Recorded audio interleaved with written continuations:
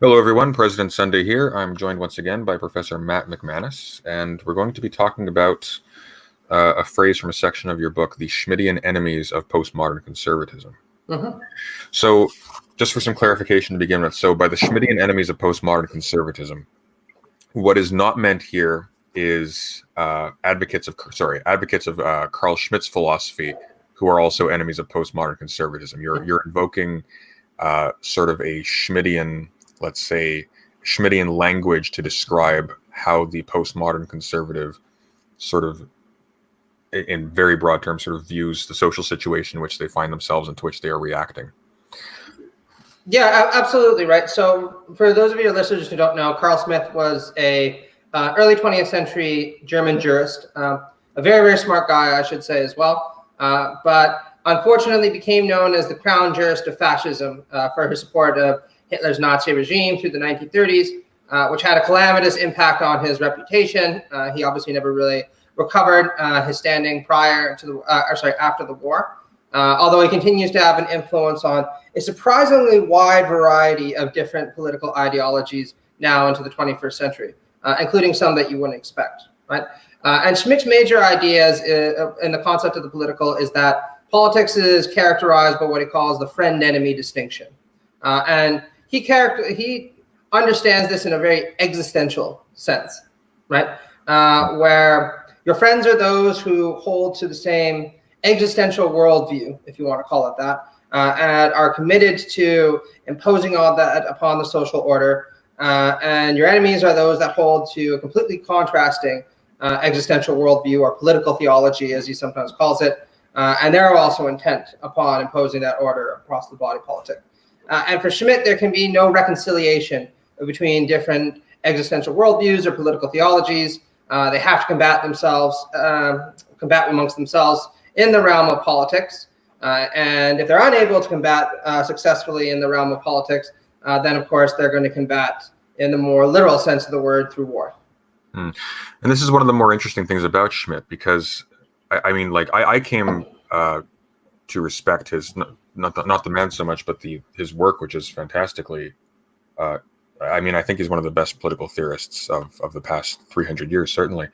But he, upon the site of the political as being synonymous with the site, it's like an area description of the conflict between friends and enemies. And what's so interesting about this is that, and I'm sure I've mentioned this before in videos and talks, but there's a really good book by Mogens Herman Hansen, I think, about Athenian democracy, and he points out that the word polis, from which we get the word politics, originally referred to the fortress walls, like the Acropolis at the center of Athens preserves this meaning. So quite literally, the division between friend and enemy in the most concrete sense.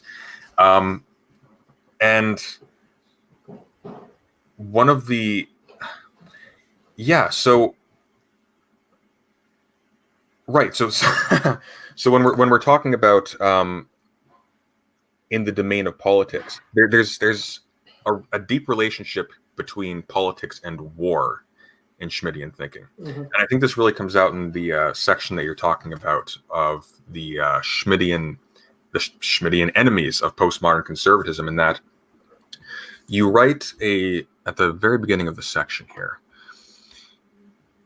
you characterize it as, oh dear, and I've lost the section, but I'll paraphrase it. You characterize the postmodern conservative relationship, let's say, with their state, with the sovereign, with government, with their broader culture, what have you, with a kind of direct vying for power. And this is distinct for them, on your view. Did you want to comment or correct me on that? Because that was... Sure. Well, I should say I don't think it's distinct to postmodern conservatives to see politics as an existential struggle for power, right? Right. That's not even a particularly postmodern interpretation of politics, right? You can find precedents going all the way back through the history of political realism, down to people like Thucydides, or even Chinese political realism, just to give a few examples, right? So one of the things that I want to point out is that for somebody like Schmitt, right, he inverted the Clausewitzian axiom Clausewitz was a war theorist, right, who said that war is the continuation of politics by other means. And I think Schmitt can be fairly interpreted as saying, no, right, politics is the continuation of war by other means, right? It's an existential struggle for supremacy, where only one existential worldview or political theology can ultimately dominate over a given territorial and demographic polity, right? And one of the things that makes him such an interesting contemporary, and I agree with you that he's a brilliant guy, a very disturbing guy in many respects, is that he had an extraordinary critique of liberalism, implicit and explicit within his work, that really resonates for many people today, particularly on the political right. Because one of the things that Schmitt points out is that liberals and social democrats believe that politics doesn't have to be a conflict-ridden struggle. It can be about dialogue, it can be about discourse, it can be about trying to understand the other side. And as a consequence of this, it means that people with very different existential worldviews or political theologies can cohabitate in the same political space and adopt moderate iterations of their positions and cooperate to build a multicultural and tolerant society, right, through the law. And Schmitt doesn't think that's possible. And he actually sees liberals as being hypocritical on this point by saying that, no, liberalism isn't, and social democracy, I should add, is included in that, isn't some kind of neutral vision of how the state should be organized that allows a lot of different competing worldviews to cohabitate with one another. Liberalism is a very specific metaphysical and political theology and existential worldview. And if you have a liberal society, that means that all other viewpoints are precluded from participation. So liberalism is no different in this respect from other political theologies, right? And he hated it because liberals were hypocritical and unwilling to acknowledge this. And his argument for fascism and far-right politics, of course, was to a certain extent, well, at least we're open about what it is that we want. We see politics as a conflict. In contemporary iterations, we can talk about it as a cultural war. Only one side can win, and we want it to be us, right? And when you see things in these terms, of course, you can't compromise a dialogue or engage in deliberative discourse with your opponents. You can either be defeated by them or you can defeat them, right? And of course, the ambition of any right-thinking person who's sincerely committed to their political theology or existential worldview is to be the winner, right? You want to win and establish a certain homogenous political community that supports your existential worldview or political theology and subordinates all of its competitors. Right, and just to put that in a shorter way, the critique of liberalism is that it doesn't do away with politics as war. It still conducts politics as war, but it masks this with sort of a legal regime that puts up the facade of there being this sort of peaceable society. Meanwhile, all these things are happening. In fact, if we wanted to relate this to current politics, critiques of the protests come immediately to mind. So. I should say I think that's exactly right. I mean, one of the reasons why Schmitt has had an appeal across the political spectrum, and Schmitt, I should say, was a very far right kind of political theorist, right? He initially supported a kind of traditionalist conservative Catholicism, later became a fascist, and then gradually moved on to a kind of strained anti-cosmopolitan, anti-liberal sentiment near the end of his life, right? But anyway, people on the left are attracted to Schmitt, in no small part for the reasons you're talking about. They say that liberalism is fundamentally a deficient political theology because it is indifferent to real difference. It doesn't want to respect those who really want to challenge the liberal order. And you're going to see that come out when liberalism is in a time of crisis, right? And has to really deal with very different viewpoints within the body politic. And it's at that point that you'll see liberal regimes using the law to decide whose view counts and whose views do not. For instance, by cracking down on people rioting or picketing, or people who want to fundamentally change the status quo. And all of that is really relevant for our time period right now. Well, I think especially in this case, it's people protesting and rioting and whatnot. And I myself am skeptical of actually equating the riots with the protests generally. But it's specifically people protesting the police firing upon innocent civilians. So when you see liberals call for the National Guard to come out, and I mean, it's already happened. That means opening fire on protesting civilians. It's really interesting and really sort of salient with this sort of line of reasoning, in that this peaceable society, this social harmony, what have you, is being directly used as a cover for what is in fact its polar opposite. This is interesting. Yeah, and I should say that, going back to the original question, I think this is the way that a lot of postmodern conservatives see the world, right? It's one of the reasons why terminology like culture war is so popular in right-wing and far-right circles, right? Because this is an existential conflict over competing political theologies, and there can be only one winner, right? And one of the reasons why you see postmodern conservatives like Viktor Orban disdain liberalism is for exactly the reasons that Schmitt did, right? Liberals claim that they want tolerance and acceptance and the inclusion of a broad array of worldviews, but when the chips are down, they'll support very specific, substantive outcomes while marginalizing others. In this case, postmodern conservatives are concerned that their views are the ones that are going to be marginalized because they're losing the cultural war, at least in their interpretation, right? And just for the chat, if you guys have any questions, we're not going to run super long today, because I think we both have a lot of work to get done. So if you have any questions, just ask away at any given time. So, yeah. So here's a question for you. So you actually mentioned a book in this part of the text that I haven't read, specifically his, where are we? It's something, here we go. Constitutional theory. So in constitutional theory, you write, Schmitt strikingly connects this sovereign to Rousseauian theory, arguing that in ideal circumstances, it is this figure who speaks for the true general will of the people. Now that's interesting, because I see in a lot of the people who we would probably identify as postmodern conservatives a strong antipathy to Rousseau, which, as a reader of Rousseau myself, I always find kind of strange. Rousseau was, by modern standards, tremendously conservative. So would you be willing to expand upon that a little bit? Because I'm interested in this. Yeah, I should say Rousseau is conventionally held to be a figure on the political left, and has been held to be so at the very least since the 18th century. You can think of the criticisms of people like Edmund Burke or Joseph de Maistre as exemplars there, right? But he really resonates with a lot of conservatives today, in part because conservatism has moved in a more populist direction, much like the political right did in the early 20th century, right?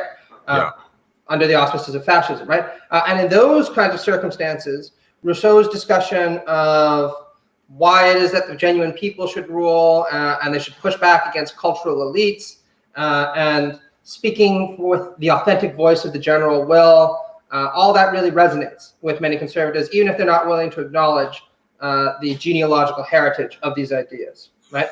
And Schmitt was courageous, I'll give him that, in the sense that he was very willing to dialogue with Rousseau and this kind of unholy marriage of heaven and hell. And one of the things that he says in constitutional theory is, look, Rousseau was exactly right. A democracy cannot be a liberal democracy that tolerates difference, because if you have a society where majority rules, right, that means that the people as a whole aren't speaking. Right? What it means is that some of the people are speaking, 50% plus one, while the remaining 49% don't have a voice, right? Or who are silenced by these kind of political mechanisms. So the only way you can have an authentic democracy is through something like the general will. And the best way to achieve that, according to Schmitt, is to have a leader figure, right? The Führer or the Duce, who speaks and establishes the total polis through their actions and through their political convictions, right? And if this person can authentically claim to speak for the entire body politic, then Schmitt's kind of mysterious view of the word, this is a more authentic democracy than a liberal democracy, because the Führer is really speaking for the entire people rather than just for a 50% plus one, right? And Yeah, and that's actually one of the curious things that people don't tend to get about Rousseau, is that the general will doesn't refer to sort of the result of a plebiscite. In a way, it simply refers to the fact that the community does is arising from the mass of the people itself. It's not from arising from a particular class within it. It is from the constitution. Like, however differentiated the society is, it is arising from the constitution of the society itself, sort of from the demo in that way. Yeah, I mean, the general will is just one of the more obscure and mysterious concepts in, I'd say, the whole history of political theory. And people have spent decades just trying to figure out what it means. But exactly like you said, it's pretty clearly not just a majoritarian plebiscite, right, where 50% of plus one say this is what we want, and then the will of the people is spoken when you enact that kind of policy. Right? Rousseau makes that very clear. It's not people's actual interests. It's not people's stated interests. It's their actual interests, right? As kind of total whole.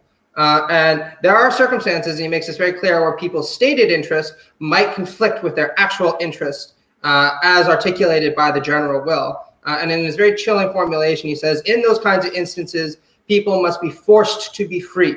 Right? Their actual interests, their stated interests must be subordinated to their actual interests as articulated by the general will. And it's not hard to see how totalitarians or fascist philosophers like Schmitt might find that extremely appealing, right?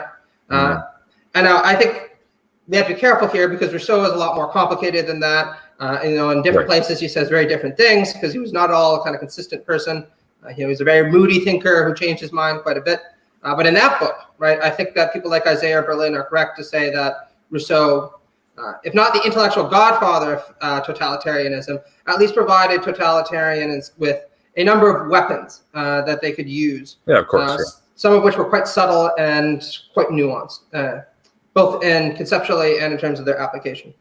Yeah, for sure. I mean, but that could be said of any major political thinker, right? I mean, this is the end of a long trajectory of innovations in thought that led to Rousseau in the first place. You have people like Karl Popper who bring it all the way back to Plato. So I mean, it's yeah. So I mean, that's not necessarily a critique necessarily of Rousseau, but definitely he's an ingredient. So if anybody has any questions, again, we're not going very long, so feel free to ask, and we'll try to address them. But otherwise, yeah. So got a few questions here. Not really relating to the topic at hand, unfortunately. You mentioned that Schmitt has a lot of appeal for left-wing writers. I'm actually not familiar. Well, probably the most famous example of a kind of left-wing appropriation or reading of Schmitt is Giorgio Agamben, right? Starting in his 1997 book, Homo Sacer, and particularly in his 2002 book, State of Exception, right? And Agamben's argument, kind of in line with what I'm talking about, is that liberalism does not really respect difference, right? Liberalism is a metaphysically distinct worldview, political theology, right? And in exceptional moments, when it's confronted by real enemies within the community, it will suspend liberal rights in order to get rid of them, right? To preserve itself, right? And Agamben's kind of backdrop for this was the war on terror, right? The global war on terror. You had the United States, which is the world's greatest liberal power, purporting to believe in freedom of expression, freedom of religion, extreme toleration. But when confronted by an enemy like radical Islam that seemed to pose an existential threat, all of a sudden a lot of that went out the window, and you saw the emergence of racism towards Muslims and xenophobia and demands that the state assume tremendous power in order to protect the population.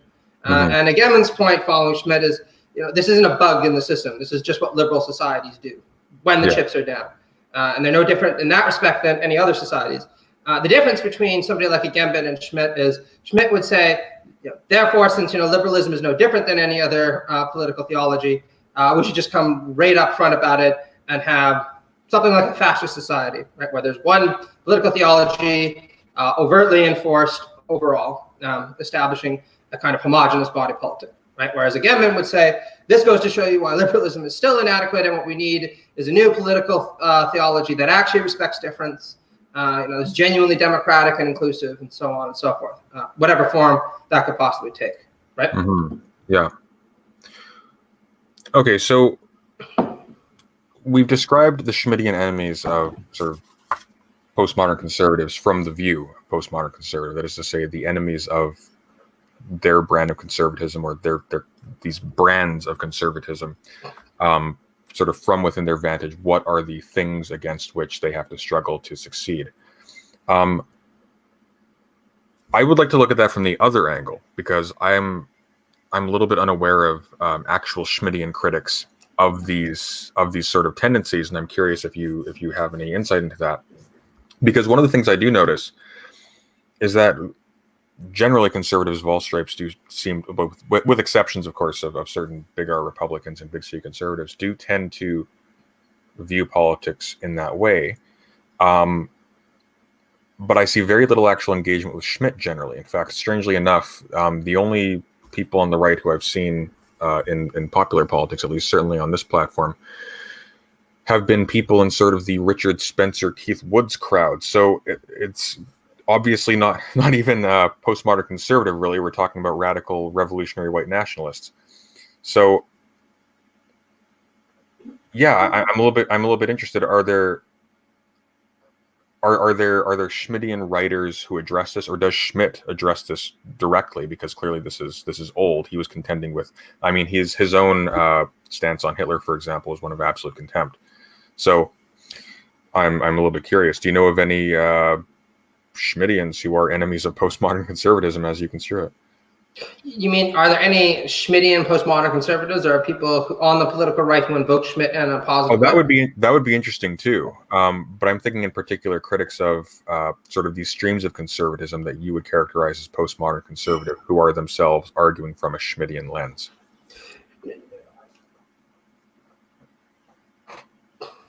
Yes, I mean, there are certain Catholic radicals in particular, or Christian radicals in the United States, right, who call for a closer association between church and state than has been allowed under the American Constitution since its founding. And they tend to invoke Schmittian-type arguments against Trumpism, right, with the argument that its populist connotations don't go far enough in displaying the conviction that we need to see if we're actually going to get the right political theology in place. Right. Mm-hmm. Where I would differ from you is I would say that many of these people are actually postmodern conservatives, and that's because postmodern conservatism isn't one thing or another, right? They don't hold necessarily to one specific ideological viewpoint.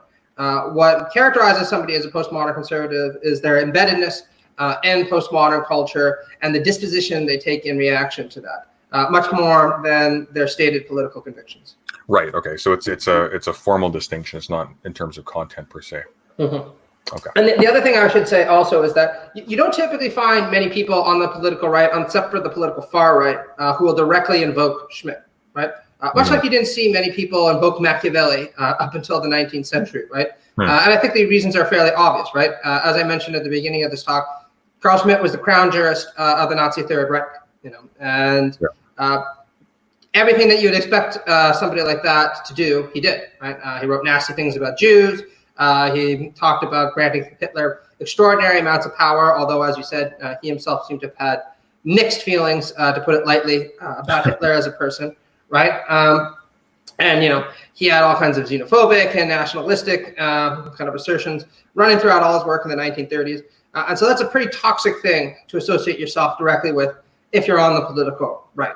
I think it's a little easier if you're on the political left, because what you can kind of do is say, well, I'm extracting the critique of liberalism that's useful here, but I'm using it for very different purposes than Schmitt himself intended the critique of liberalism to be used for, because I want a more democratic, inclusive society that really respects difference, and so on and so forth, right? Mm-hmm. If you're on the political right and you invoke Schmitt, most people, and I think there's some justice to this, will immediately think that you're a fascist or at least a proto-fascist, right?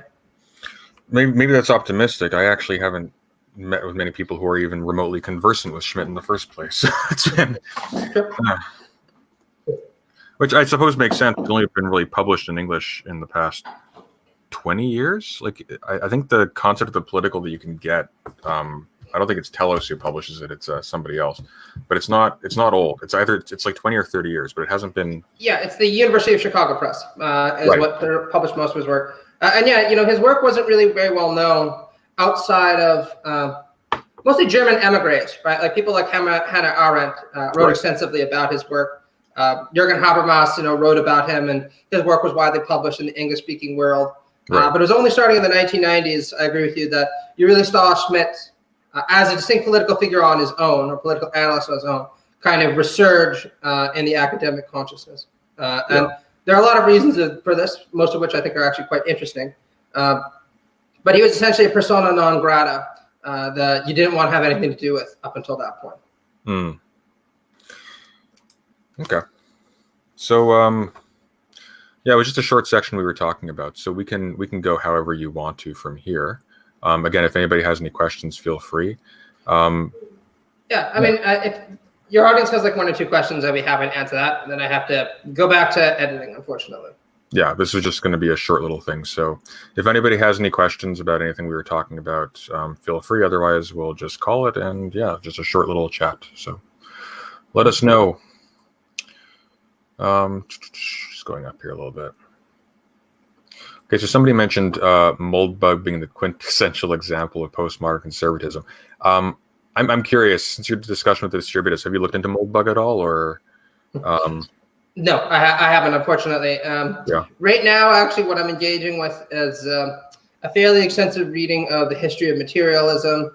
And then I'm looking at more conventional, kind of moderate conservative text in preparation for a class I have to give starting at Whitman College starting in August on the history of conservative thought. So that includes, some people that I really don't like, but I also have to be fair. I make sure that there's some stuff that's a little bit more moderate on the agenda, right? What's a moderate conservative on your reading? Just out of curiosity. Well, a moderate conservative is somebody, I would say, at least in a Western context, who supports something like ordered liberty, right? There's this belief that, you can find this in people like William Blackstone or Edmund Burke or Stephen Harper, right? For example, I think he is well characterized as an ordered liberty conservative. And usually the belief is that they hold with liberals that people are moral equals. They also believe that the state should largely get out of the way of people fulfilling their dreams. But they also think that if you're going to have society that respects liberty, it's not enough just to have an institutional legal framework. You need things like little brigades and traditions, a culture that respects freedom, and all of that can't necessarily be built. It has to be spontaneously generated from the ground up, and we should resist efforts to undermine this kind of spontaneous generation. And the left is frequently guilty, essentially, of trying to cut off the roots from which liberty flows by corroding institutions like the family or the church or whatever it happens to be, without recognizing the kind of vital role they play. Noah Watson asks, do you think that a society can overcome the friend-enemy distinction? And if so, how does it do this?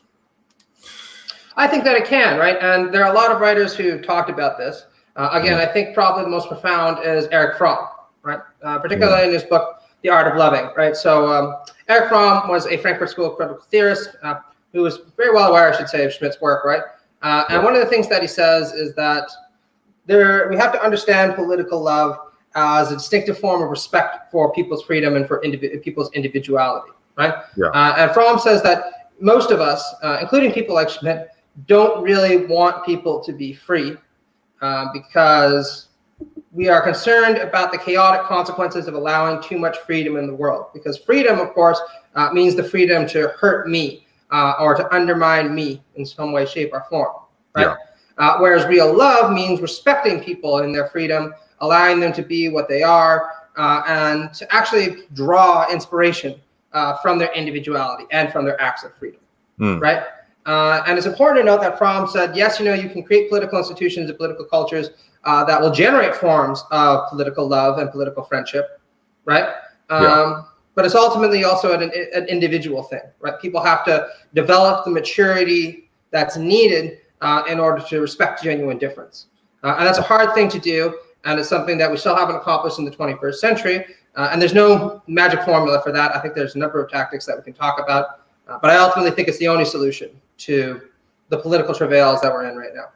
Well, one of the curious tactics that we might talk about that's sort of apropos this topic are sort of calls by certain radical, not really, I don't really know if you want to call them conservative at that point, but radical groups to balkanize Western democracies along racial, religious, what have you grounds. And curiously, you can encompass that in the same language. I'm a little bit skeptical as to whether or not that is in fact the motivation. I mean, certainly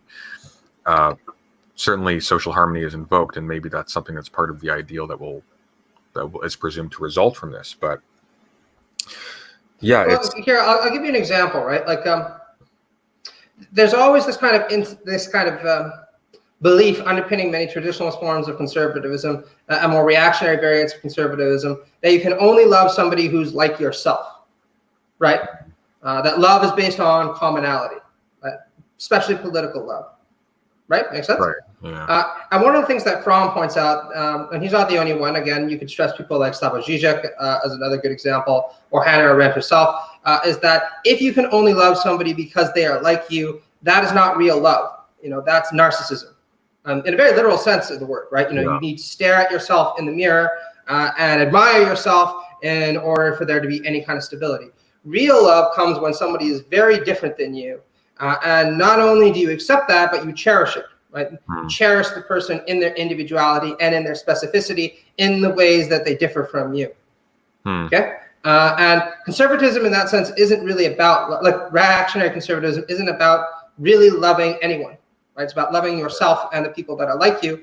And I think it's responsible for a lot of the problems that we have in our society right now. Precisely this kind of narcissistic outlook that the only thing that matters in life is me and people who are like me. Yeah. Right? And if we really want to overcome the narcissism and nihilism of modernity, what we need is a much more inclusive, much more open-minded society that looks at the people around us who hold a variety of different viewpoints, so long as they're reasonable and respectable, and says this is something to cherish and something to learn from, not something to be hostile to or afraid of. Right? Well, that's interesting that you bring that up. It's sort of a tangent, but I've been thinking a little bit recently about sort of a meme in a lot of these groups, which is a need to return to quote unquote traditional gender roles. And typically what this implies is a servile role for the woman in a heterosexual relationship. And I keep thinking when I see this, it's like it's first of all, it's a little bit insulting to yourself to only want someone who reflects at the lower level what you perceive to be your own best qualities. I don't know. It's almost not narcissistic in a way. It's almost. I mean, I can see how you would characterize it that way, since it is referring to the self in the description of the love object. But there's also, I'm not really sure how to put words to this, but it's the general conservative, and I don't even know if this is strictly postmodern conservative, but from what I've seen, the general conservative attitude towards love I find somewhat disturbing. As a former conservative myself, I find like that kind of strange. So maybe this is sort of, will this help me get back on track? I'm a bit scatterbrained this morning. I just woke up. Jack Galbraith asks, Matt, what's your thoughts on Roger Scruton's conservatism? I actually have a lot of respect for that. Interestingly enough, I just finished reading a book by him called The Soul of the World last week, which I would strongly recommend. It's from Yale University Press. It's pretty cheap, I think about $20 on Amazon.ca. And it concerns his argument for what's a transcendent value in life, right, for beings such as ourselves. I think Roger Scruton falls very nicely into the kind of ordered liberty paradigm that I was talking about before. And there's a lot to be said for that. Right, even people on the left can learn lessons from it. Particularly, his kind of stress on the fact that for a lot of us, right, virtue begins by dealing with small things, right? Yeah. Being nice to the person next to you, being nice to your wife, being a better friend, to your buddy, who you've known for a long time. And I think that he's right that sometimes left-wing people don't pay enough attention to these small-scale virtues because they're too obsessively interested in macrological or structural injustices, right? Yeah. Which means you can have people be assholes in person while expressing a great deal of concern for, the plight of the working class or the plight of, marginalized communities, all of which is fine, in my opinion. But you have to recognize, that doesn't let you off the hook for being a good person yourself, right, to those around you. I also think that, Scruton is right that, little institutions, the kind of everyday things that we interact with are what matter to a lot of people in their life. Right. Your baker, the bar that you go to, that restaurant that you and your wife or you and your girlfriend enjoy, all of these things make a big difference for people. And again, that can sometimes be papered over by the statism that you'd see traditional socialism be myopically attentive to. Right. The idea that all good things in life have to come from the state, or they should be provided from the state. Private interactions are always going to be exploitative, so we should get rid of them to the extent possible. I have a lot of good things to say about Roger Scruton in that respect. Where I think he really goes seriously far afield is turning a blind eye to all the many injustices that still run rampant throughout our society, right? Yeah. And you can see that in who he chooses to engage with, right? So, for instance, John Rawls, somebody I typically bring up, points out that if you believe that our societies should be places where people care for one another and that are fair, then you have to look at the world that we live in right now and say, first off, we don't care very much for one another. And secondly, it is certainly not fair. We certainly don't live in a fair society. So what we need are some pretty big changes in order to get things on the right track. And I don't think it's a coincidence that Scruton never actually took this argument on in a direct way, because he just seemed to have had this visceral reaction to any effort to try to redistribute goods or any effort to change things too dramatically, even if it was done in a good way, right? And in a way that would preserve a lot of the things that he valued and cherished. And that's where, you start to see his own kind of bad tendencies creep out. Well, I like that you bring that up, because it's occurred to me that a major part of sort of the invidiousness of the left-right divide is largely because of people, first of all, who have been severely burned by the social context in which they were raised, wanting to see those things repaired now, and people who feel a great nostalgic, and not just merely nostalgic, but a great love for the things that they come from. And these people are contesting in a quite existential way over their own environment, and you find that's often how these things are juxtaposed. Conservatives are generally concerned with the destruction of art, with the I don't know what's the word, the uglification, if you will, of the spaces in which they live. A lot of people on the radical left, by contrast, I mean, you see the defacement of statues, what have you, they're concerned with repairing injustices being done towards people specifically, and they've, in a serious sense, been alienated from the spaces from which they come from. This is just a super general term, but I'm actually grateful that you brought up that you were able to respond to the Roger Scruton point, because I think one of the things you get unfairly characterized as being is sort of condemnatory of postmodern conservatives as a blanket thing, and on my reading, that's not true. I think from what I've read, what you're doing is you're pointing out to people who, in many respects, have very serious concerns that merit addressing, that there is an element in the way in which they're framing their political activity that they themselves, on their own frames of reference, should find disturbing. Yeah, I mean, I always take the Adornian, Theodore Adorno, kind of position that you should never just sit there and say something is untrue or something is bad, right? Sometimes things are untrue and sometimes they're bad, but they often express a truth or express a need that has some validity to it, right? So while I think that postmodern conservatism, as I pointed out in all my books, is a bad reaction to the enemy, if you want to call it, of postmodernity, that doesn't mean that there shouldn't be some reaction to it, right? Because there's a lot of problems with postmodernity. And what I've always been trying to encourage people who might be tempted by the reactionary outlook to do is say, look, what is it that you really, really want, right? Do you want to go back to the 19th century when people would die at the age of 28 because most of them would be thrown into a factory where they'd be exploited and they'd see most of their children die and then they kind of wither away to nothing? Do you want to go back to the 1950s, when the state could conscript you and draft you to go fight against your communist enemies in some country you'd never heard of, and where most women could be beaten by their husbands, would be cheated on by their husbands, abandoned by their husbands, and nobody gave a damn?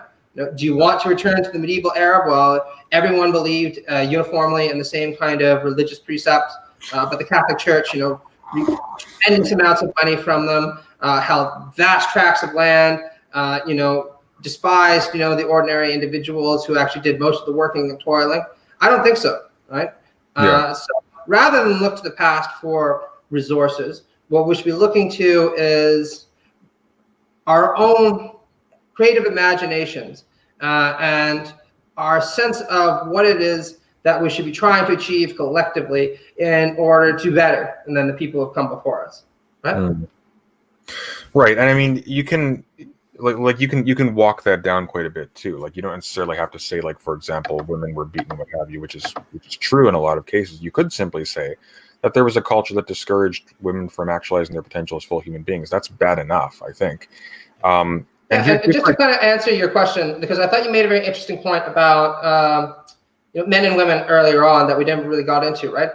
Simone de Beauvoir actually articulated this point with tremendous gravity in her book, The Second Sex, right? Where she said, what is it that most men want, right? Most men, heterosexual men, right? They want someone to love and to recognize them as a person of value, right? But who's going to do that, right?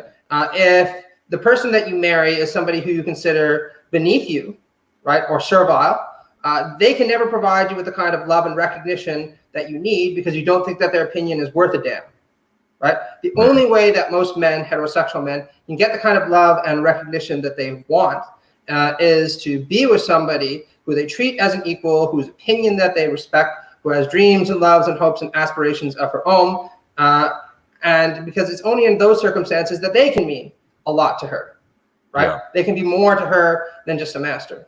And this is what was fundamentally unstable and ungratifying about traditional gender roles. And I don't think that conservatives have ever really given a very good response to this criticism, just because they're still nostalgically attached to the idea that once upon a time, people more or less did what they were supposed to, and there wasn't really a lot of complaining about it, so people must have been content. And I think if you look at the 19th century, with all the kind of animosities that are bubbling through in the literature, people weren't very content with this, right? Now, this is where they kind of dealt with it in a tough-minded way, which isn't the same thing as finding it very gratifying. Now, this is where it gets kind of sneaky, though, and I don't want to take up too much of your time because I know you have to get back to work. But just as an additional comment to that, the response is typically, well, no, that characterization is ahistorical. We don't want to go back to that, surely. And it's like, okay, fine. You've given an alternate historical account that excludes these things. Fair enough.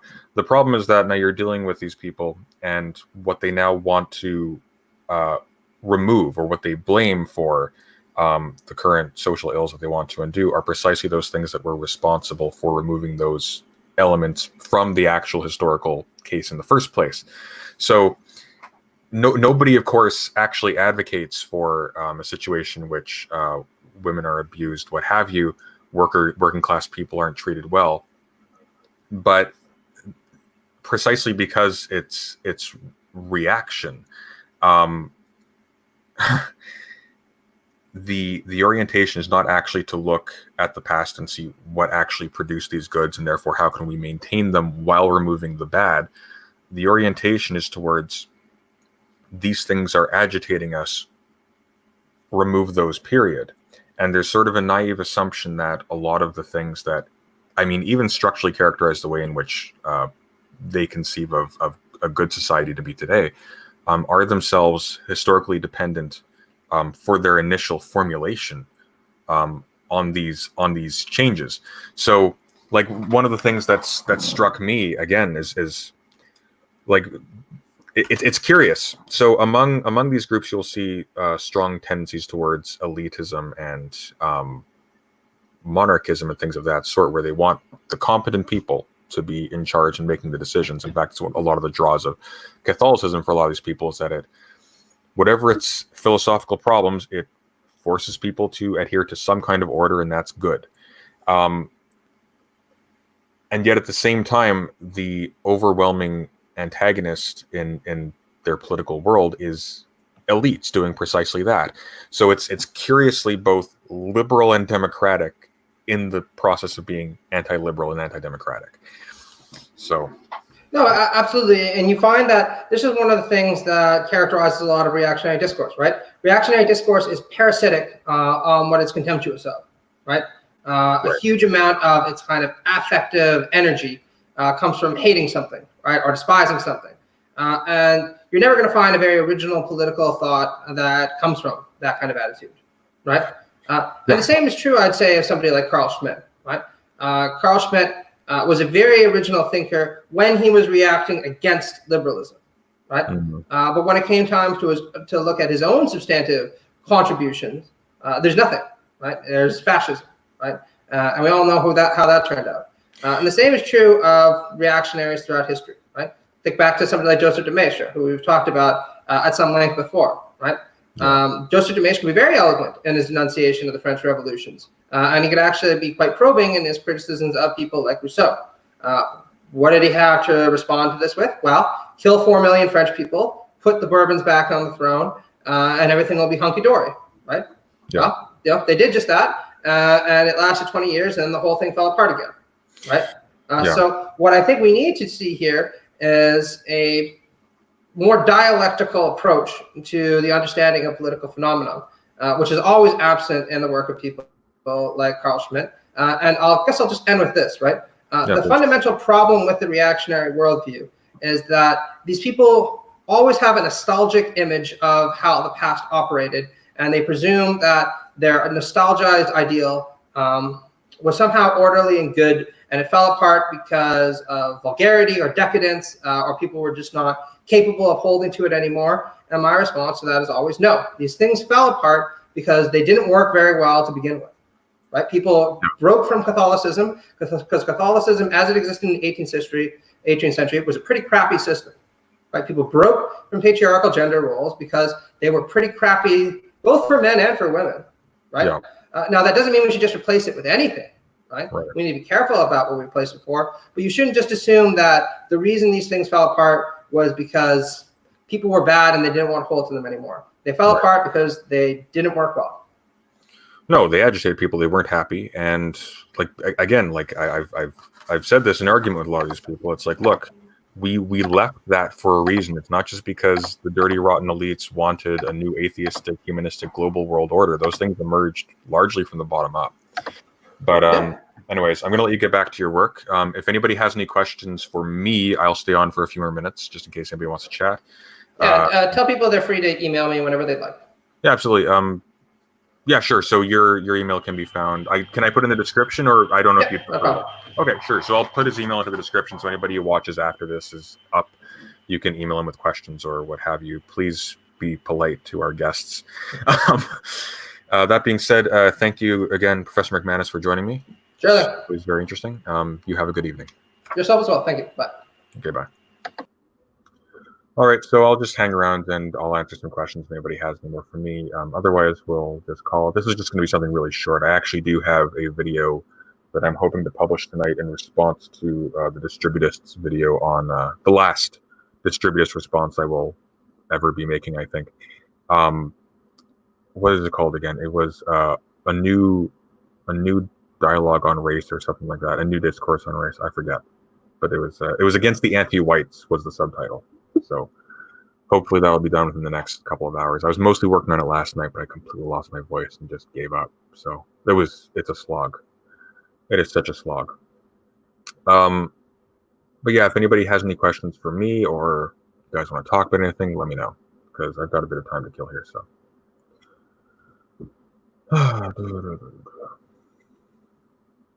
That's correct, Ilvani. I do indeed have yet to read the second sex.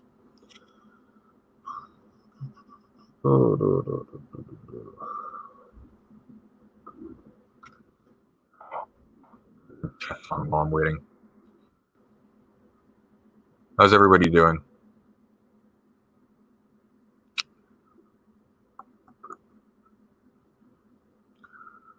Northern Observer says, well, yes and no, the Russian Revolution was... I don't know if this is responding to. I guess there's a conversation going on already. Right. Anyways, he says something kind of interesting. The Russian Revolution was a pure mistake only made possible by the war. Russia would have gotten there eventually, but it leapt down, but the radicals jumped in. I don't know about that. I don't know that the Russian Revolution was a pure mistake. I mean, when you look at what was actually going on in the war, and just what was happening to the peasantry in Russia. It's been a little while since I've read the history of the Russian Revolution, but it was rough. There were reasons why there was appeal in the revolutionary parties, right? Like these were fundamentally democratic movements, not in the sense that they respected the decision of the population, but in the sense that the seat of power was in the masses of the people. So yeah. Here, I'm just gonna open up chess here, just so we have something on the screen.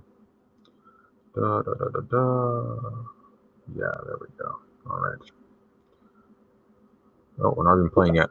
There we go. Haha. All right. If anybody wants to play, you can see my name. Mr. Blank says Moldbug doesn't take himself as seriously as you guys seem to think he does. I mean, I don't pay much attention to Moldbug. I find him kind of tedious. He's just not conversant with. I mean, look, I know it sounds douchey and everything, but the problem with Moldbug is that he takes a very sort of layperson's understanding of political concepts and he fills in the blanks with just stuff that he's picked off from, like, almost at random, right? Like, why does he read De Maistre? Why does he read Rothbard? Da, da, da, da, da. I mean, he clearly didn't find these guys as a result of studying the history of political thought. He found these guys because he picked them out because they were reactionaries and monarchists and people that could be deployed against his own political enemies. So, yeah, it's. I mean, sure, I'm sure Curtis Yarvin isn't as bad as he's made out to be in a lot of cases. I just don't find him that interesting. And the problem is that his bad material is still being used, right? Like, these guys are still talking about the cathedral like it's a coherent entity. It's really not. At least it's not a useful one, I think. I could be wrong. Like, I'm not a genius, so who knows?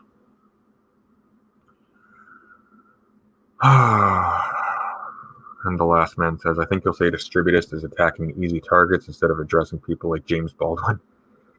No. That's not actually going to be the essence of what I'm saying at all. In fact,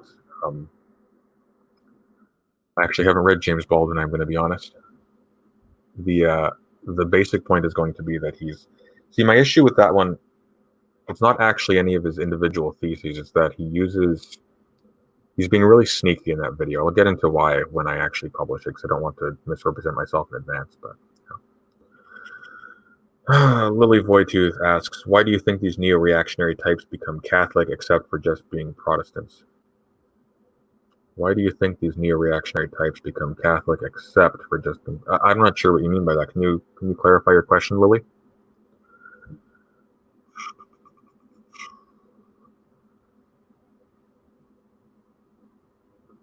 All right.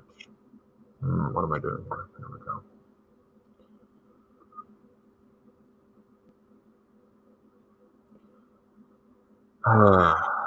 Northern Observer observes, my understanding is that Rothbard is a nut. I don't think Rothbard's a nut. But then I have to admit I haven't read much Rothbard at all. A little bit from the Libertarian Reader, if I'm remembering the name correctly. It might have been somebody else. But, I mean, look, like, human beings are very clever, right? We can take a sentence and we can construct a system out of it. A massive system. It's like economics.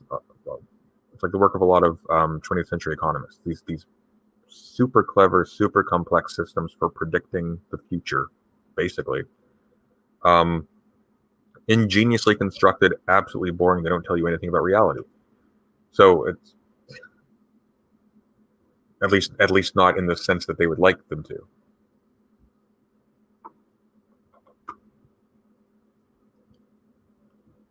Yeah, Lily, if you could retype that question, I'm really not sure I understand what you're saying. Why do you think these neo-reactionary types become Catholic except for just being Protestants? Do you mean Protestant in terms of, like, the actual content of their beliefs? Like, they're basically Protestants? I mean, it's true in a way. Like, a lot of these Catholic reactionary types are, in actuality, what would be called schismatics, right? So, like, they are against, yeah, because Protestant denominations tend to split. I mean, yeah, maybe. Oh, I made a mistake. I am terrible at chess when I am playing it with an audience, I've learned. really makes me respect those people who play multiple games of chess at once. So. Okay, so here we go. Willie actually clarified. So usually they are from majority Protestant countries like America. If they become Christian for conservative reasons, why become Catholic when they are in the minority? I think they become Catholic because the Catholic Church, unlike Protestant churches, and this is crucial, sort of maintains some unity in its structure. It sort of represents, I mean, again, like a common characterization by neo-reactionaries of sort of the mainstream of politics is of the cathedral, right? The cathedral, like the church, if you will, is a symbol not just of religious unity, but of political power. And there is still institutional power. Like I think the academic agent at one point was trying to fake a conversion to Catholicism so he could get his kid into a Catholic school. This is what I read. Just weird, but yeah. Akira Kazuya says to appeal to a perfect, unadulterated hierarchy. I think that's actually a good point. And I'm saying this from experience, like for myself, the appeal of the Catholic Church when I was in high school, it wasn't theological in nature. In fact, I had a lot of issues with its theology. It was because I was agitated by just a lot of the crazy stuff that was going on with the basically unregulated theology of different Protestant sects, and Catholicism offered an antidote to that, or so it seemed. Dilvani the Goddess says, "Why do you always shit on economics?" I don't always shit on economics. I'm just not an economist, so. But I mean, I really don't. Like, here's the thing: economics is extremely interesting and important. It's not a substitute for political theory, and it's only a problem when it's being deployed as a substitute for political theory. Why is that a problem? Well, because there's categories of problems in politics that if you reduce them to economic questions are completely paved over. And yeah, it's not good. We want to know what we're talking about, right? So, yeah. Political theory isn't a hard science. However, it is a science understood in the classical sense. There we go.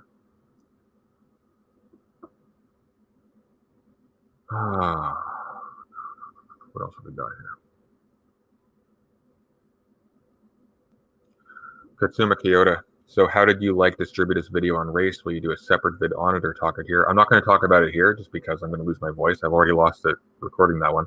The quality is not going to be great because of allergies and whatnot. My voice has been crazy scratchy for the last little while. But it's going to be long. It's going to be very long. I think it's going to pop out at about 50 minutes, whereas his video is like 25.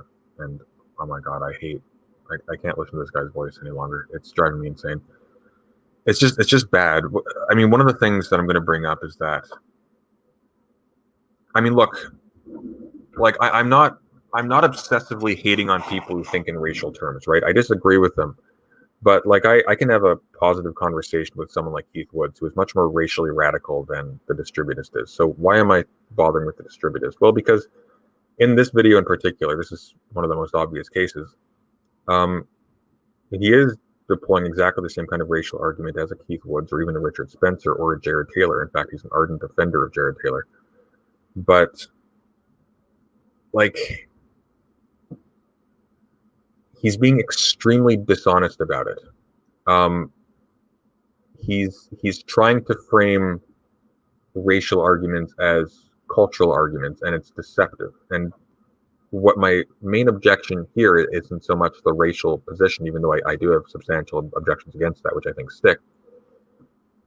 My issue there is that he's lying.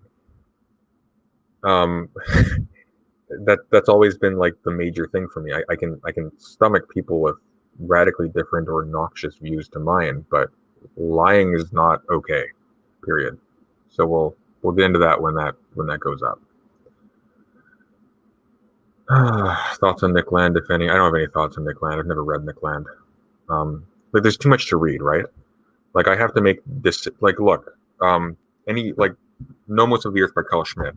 Dense reading. It'll take you months. Thucydides is faster, despite it only being like 340 or so pages long. I have to decide between reading that and reading something else. And at some point, like, I have to make a decision. And when I make my decision with fringe people like Nick Land or Moldbug or what have you, who write a lot, and this is the problem with political cranks generally, is they write a lot. And maybe that's presumptuous because I haven't read Nick Land, but I've heard things. I've heard things that make me wonder. But they write a lot. They write a lot because they aren't self-critical enough, so they're not modest with what they can say. So I mean, like, if you just like reading Nick Land or reading Moldbug, that will take you months of time. In that time, there's people like Agamben that I haven't read. I haven't read all of Carl Schmitt. I haven't read all of Arendt even. I've got a bunch of books of philosophy here. I've got The Essential Person on my desk, which I've only read a couple of essays in. Sea Power States by Andrew Lambert, which I've been excited to read. I still haven't had time to. So yeah, I just can't. And when I see the kinds of people who advocate Nick Land and Moldbug and whatnot, I'm just not impressed enough to sacrifice the time, right? Like they're not influential enough for it to be sort of a professional duty to. Like if you have to read Marx, even if you strongly disagree with Marx. Again, Marx is another one. I haven't read Marx in as much depth as I need to. So it's too much to read, too much. Paul Goffred wrote a book on Carl Schmitt. Is it any good? I have no idea. There's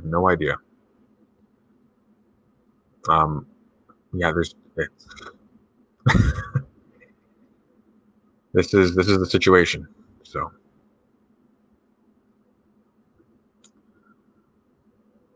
reading First Political Theory by Dugin is all you need to know about Keith and Spencer. I've heard them talk about Dugin a lot. I've also heard them be very critical of Dugin.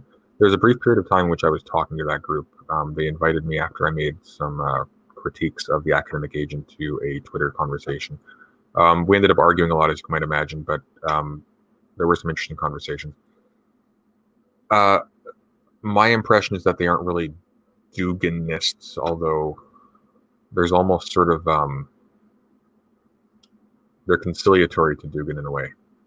He's kind of like sort of like how G.K. Chesterton has some sort of dumb moments in his writing that don't really track reality. People are sort of forgiving of that because he's G.K. Chesterton. I think Dugin sort of holds a warm place in their hearts as kind of a fellow traveler. But yeah, I don't know anything about Dugin. There's so much I don't know that I haven't read on. One of the things I will say this, Katsuma Kyoto says Keith Woods reads and is very open with his belief. I'm totally opposing him, but at least I respect that. That's basically my opinion on Keith Woods. I think for whatever are serious disagreements, and there are serious disagreements, like radical, we are never going to be on the same side politically. But I think he's generally real. I don't think he's dishonest about where he's coming from. I think he is trying to reason through things, and at the very least, I can respect that. So I don't go after Keith Woods because first of all, he's already a political pariah, so him being cast out into the outer darkness where there is wailing and gnashing of teeth doesn't require my help. And furthermore, I do think he's sincere. That doesn't mean he's decent. That doesn't mean he's good. But I think he's sincere, and I like that. I really like that line that Carl Schmitt quotes. Granted, Nazi jurist, but he quotes of Goethe. He who is forever striving, we can redeem, or it's him who is forever striving, him we can redeem. And the basic idea is that, like, look, if you're actually like struggling and you're working through problems because you want to solve those problems and not because you're deploying them for therapy, like if you're actually striving to understand, you're real. Like you still have your soul, and I think that characterizes Keith Woods. I don't think he's just an ideological scarecrow at this point, like so many other people have become. I'm definitely very critical of him, but I think he's real. So I would tend to be generous, more so with him than with a lot of other people in that sphere, by a fairly wide margin. Nonetheless, again, massive disagreements that we would probably come to blows over if we actually had to enact our respective political ideals. But so far, it's on YouTube, so we can just kind of chat, and that's okay. I don't think he's a phony. I think in a lot of respects, like he's a kid, right? A smart kid. Don't get me wrong. I think he's very wrong, but he's a smart kid. But he's a kid. There's simply no way in hell that he's He's read as much as he would have to. I mean, this goes for me as well. He's read as much as he would have to actually make for it to be really appropriate for him to start staking himself as an intellectual on some political faction, right? So, if it was up to me, like, not if it was up to me, but what I would advise for him, honestly, is just to back away from the YouTube stuff. Just read, come back in a few years when you're sort of more developed and you're not being sort of tugged around by political ideologues. Because I think the tragedy of Keith Woods is that he's surrounded by people who are bluntly much dumber than him, but more established in the political sphere in which he's found himself largely by accident. I think aligning with people like Mike Enoch and Richard Spencer is a massive mistake, and I think it's going to bite him in the ass after a little while. But, what can you do? What else have we got? Lily Voigt to just read the Marx Engels reader. That's been suggested to me. I know Cuck Philosophy had that on his reading list a little while ago. Oh, is it my turn? This guy's going to get mad. I'm taking so long making moves. Oh, actually, he's taking more time than me, so we're okay so far. We're still okay. Okay, what's going to happen here? Am I about to get screwed? Okay. What else have we got?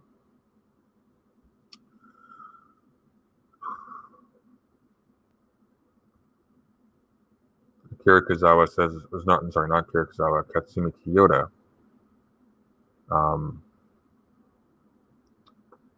No, it is Akira Kuzawa. Of course you think he's real because he reflects your bias about the right. I'm a bit curious. What do you think my bias about the right is? I'm assuming you're referring to me. Oh, I see. You're talking to Katsumi. My apologies. Yeah, if you guys have any critiques of like stuff that you've heard me say, like I'm still in my 20s, right? Like I'm not late 20s, granted. Scary. But I'm not a professor or anything. So I'm very interested in being corrected, before I end up making mistakes of a Peterson degree at his age.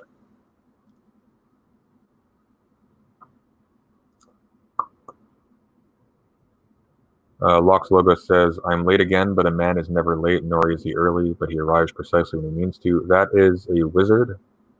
Logos, you are late. And you did not mean to be late. You are late because you are human and you fail as a human. So, sorry. I'm kidding. I like you, Logos. Logos is a nice guy. The Vanity Goddess. I mean, making videos is external incentive to read books. It absolutely is. One of the things I really like about this channel, like we're tiny, right? I think we just hit like 864 subscribers. We probably lost a few from this one, but that's fine.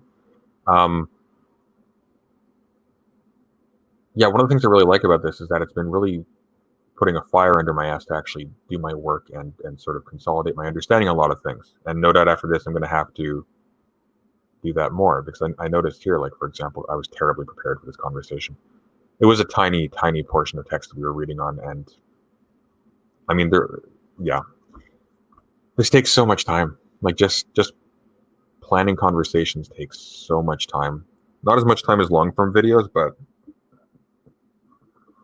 and then you're a lot more nervous and blah, blah, blah, blah. It's definitely given me a lot of respect for people who do this frequently. I have no idea how the academic agent manages to do these 3 long-hour streams. Hour and a half and I'm totaled. All right, how's the chess game going? Oh, we're still waiting on him. Okay.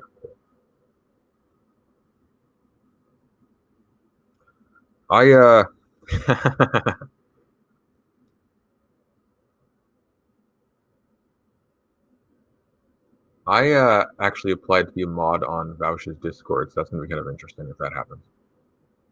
Distinctly possible it won't, but that'd be kind of funny. I'm starting to like Vaush quite a bit actually these days.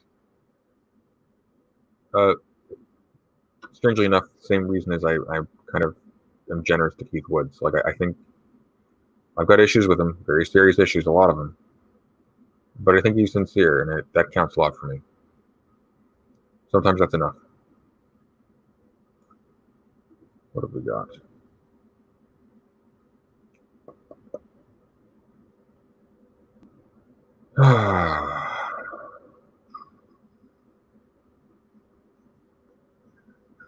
Thoughts on Trudel Tom? I don't know who Trudel Tom is. Can anybody enlighten me? I've heard the name before. I don't know. I don't understand anything about him though.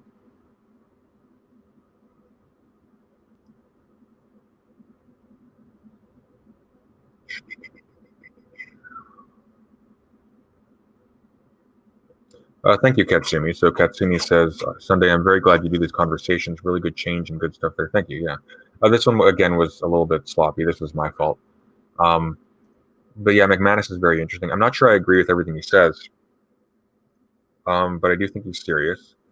Obviously, the book he wrote has a polemic edge to it, like the postmodern part of postmodern conservatism that is directly aimed to light a fire in conservatives who don't want to be postmodern at all costs.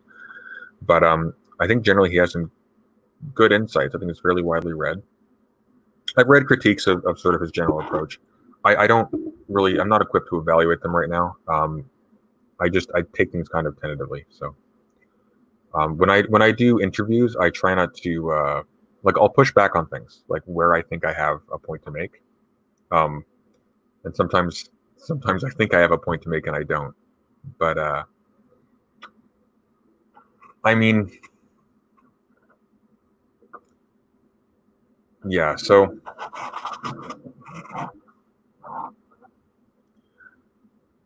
yeah, right. So I try not to like attack these people for their views while they're on stream. I don't actually have a lot that I want to attack McManus on, really, that I can think of. In fact, probably nothing now that I'm thinking about it. But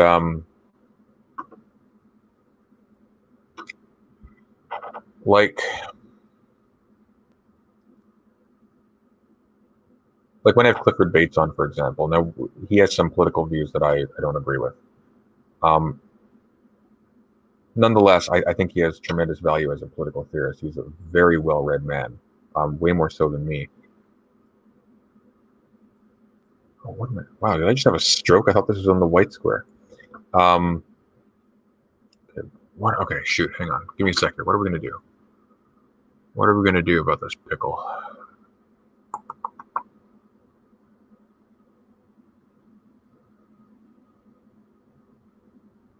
Let's do.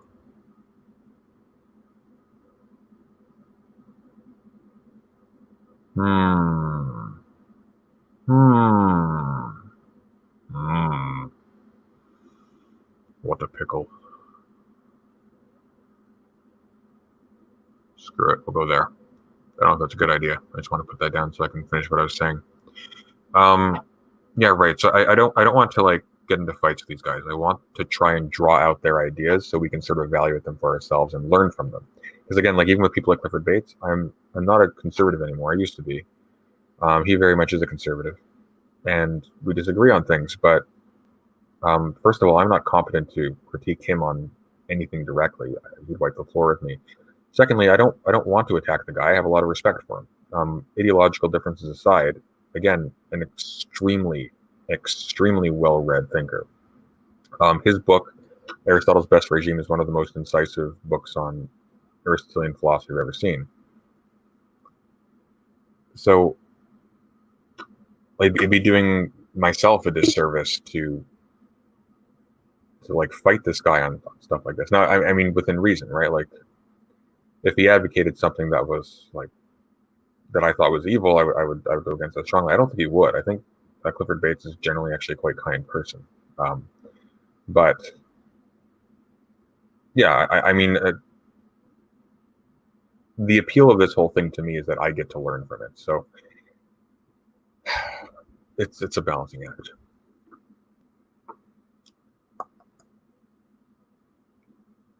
What have we got?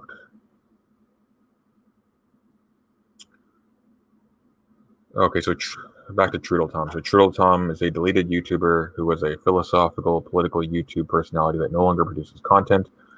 Good content generally. I have no idea. I haven't looked into his stuff.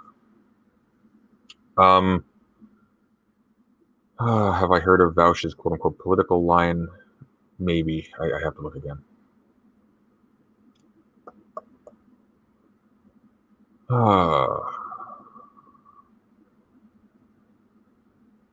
JM says, still looking for an interpretation of Marx that has a different result than our already existing historical examples. What do you mean by that, JM? Already existing historical examples. If you mean the Soviet Union and China, that doesn't count. Those are, first of all, okay, so here's the thing with that. I really dislike this line of argumentation that we've seen the results of Marxism in the Soviet Union and China. The Soviet Union and China, first of all, didn't deploy philosophy directly from Marx. They deployed philosophy derived from Marx. That's one thing. The second thing is that they didn't actually deploy that philosophy consistently. There were pragmatic there were exigencies that they had to address pragmatically, and they did. What they happened upon wasn't just the product of philosophy, it was the product of trying to deal with, a combination of things. Immense political corruption, for one, trying to deal with an immensely complicated political situation being another. There was a civil war, after all, among other things, a Cold War, massive foreign intervention, things like that. It's not exactly it's not exactly a philosophically pure situation, is it? It's a mess. By that same logic, if I'm not saying that that's what JM is saying, maybe he's clarified, but by that same logic, you would have to say that, well, we've seen the results of Christianity. Why? Well, look at the LRA. Look at Marx. Okay, how about this? Marx took a lot of his ethics from political liberalism, which took a lot of its, all of its ethics, really, from an English interpretation of Christian virtues, of Christian values and Christian ideals and Christian ethics. Is the Soviet Union the fault of Christianity? No. Well, for the same reason, it's not the fault of Marx. And you should take Marx seriously. Marx was a serious political thinker. There's a reason why serious political thinkers, like Carl Schmitt being a big one, like Hannah Arendt, like all these people, why they took him seriously, because he had first of all very insightful things to say, and then in addition to that, he spawned a massive amount of actually very serious critical thought. So yeah, you can't not take Marx seriously. You can disagree with Marx. He was just a man. He made mistakes. I disagree with him. I think he, like Arendt, by the way, it's my critique of Arendt, I think he fetishized concepts that come out of a particular Greek historical context. And this is true of political theory generally, to be fair. With exceptions, of course, especially recently, but generally true of political philosophy. I think he fetishized that as natural, and I think that causes some of the contradictions in his thinking, because, and again, I'm speaking as a layperson on Marx, but if you read the 18th Brumaire of Napoleon Bonaparte, which is one of the best things by him that I have read, he characterizes the failure of the French Revolution as a failure to move away essentially from the mythological constructions of traditional France. It's been a long time, so my take on this is going to be bad, but by doing this, by fetishizing these political categories, playing the same game, he is reifying the same game. It's going to have the same results. And maybe this is borne out in the Soviet Union, because maybe, again, like, it is a misreading of human nature, as the cliche goes, but it's a misreading of human nature that everybody else also makes. So I don't think it's fair to critique Marx on those grounds. And no, I'm not a Pinko Devani. I would have read more Marx if I was.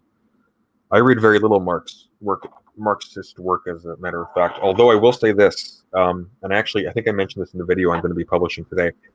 Marxist political theory, for whatever faults you may find in Marxism generally, excellent use of empirical sources, like just an absolute wealth of actual data, which is curious because they're usually criticized for being anti-data. But if you look, like, for example, Indian Migration and Empire, Colonial Genealogy of the Modern State by Radhika Mongia. I highly recommend this book. You can find it on LibGen for free. Although I would buy it, because this is an author that does deserve support, but you can find it there if you want it. One of the most incisive histories of the modern state that I've ever seen. And it's not going to get a lot of uptake strictly because it's being written by a Marxist sociologist, but this is a person who has done tremendously cutting work. So, yeah, I think I'm very strongly of the opinion that the hate for Marxist philosophers is unjust. I think they get a very unfair shake.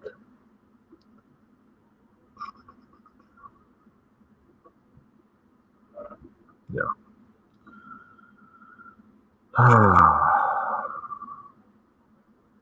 That's there's a little battle going on in here. Oh, I see. So Lily Voitis is clarifying the Vauch's political line thing. So the political line is Vauch's political compass-like thing.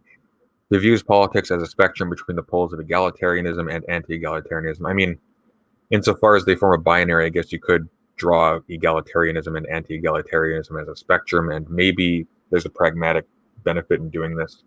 I don't think that's essentially true, but I don't know why he's doing that exactly. If again, this is strictly, Vauch is very much concerned with practical politics.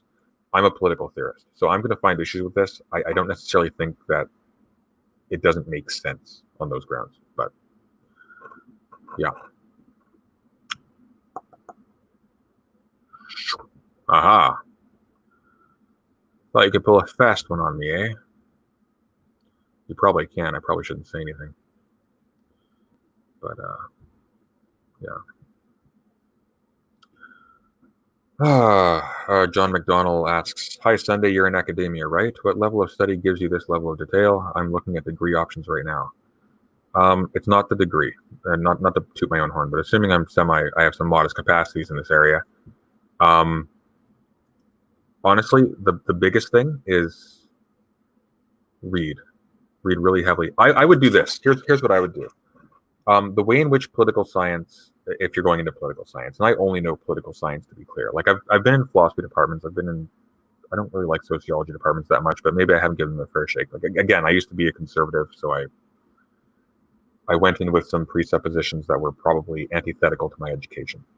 But if you're going into political science, and I think political science is a very valid place to go, it used to be the case that you would get a holistic education in the history of political theory. So, for example, at my university, you initially got a political philosophy course that ran the entire year long, and you would get your Plato, you would get your Aristotle, you would get your, I mean, maybe Augustine, but definitely Aquinas. You'd get your English philosophers like Hobbes, Locke, Mill. You get Rousseau, you get Kant. You might get Weber. You might get. You probably should get Weber.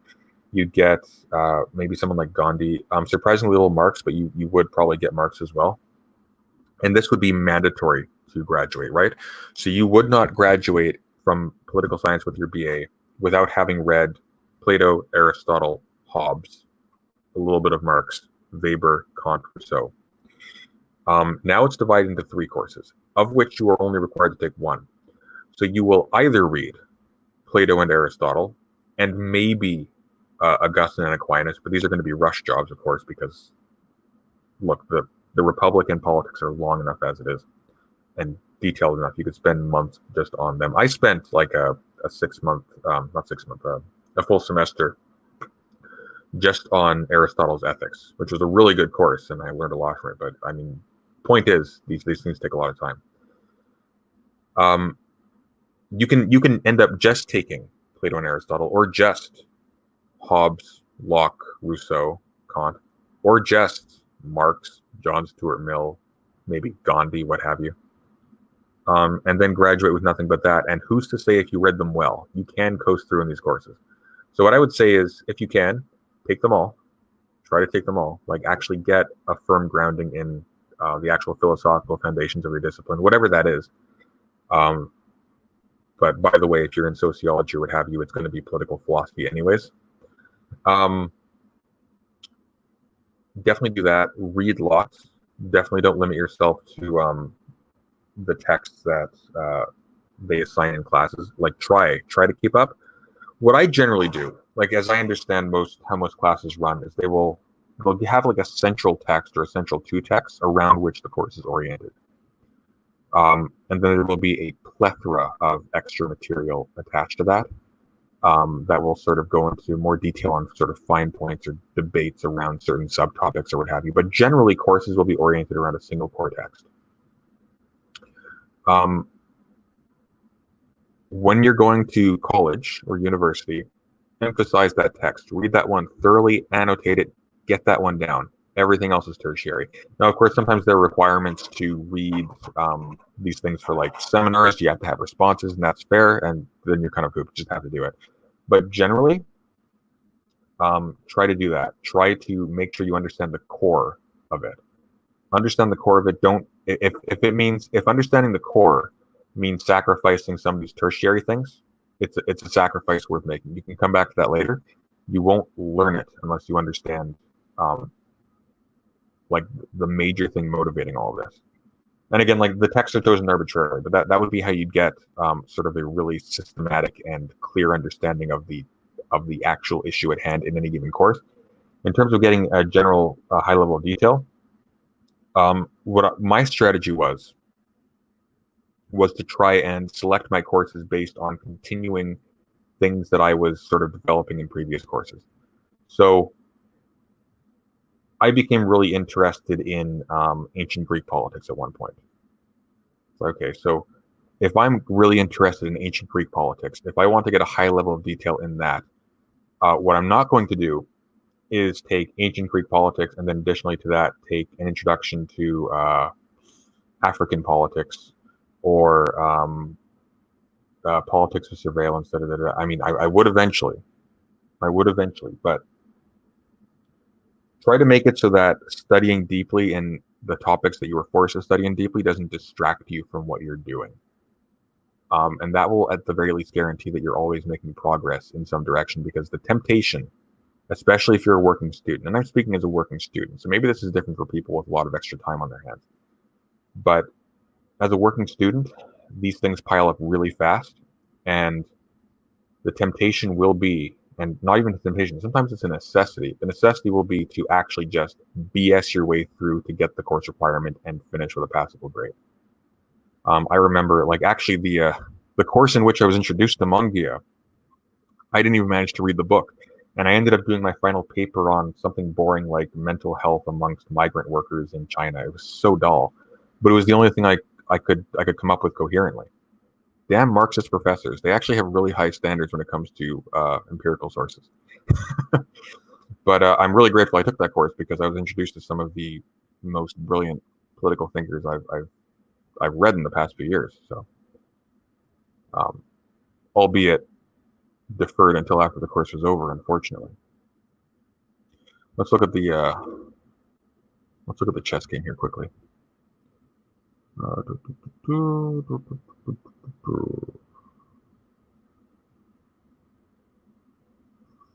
Okay, what am I going to do?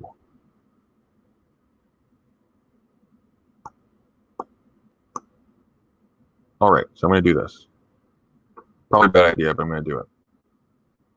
Wait, did I mean to go there?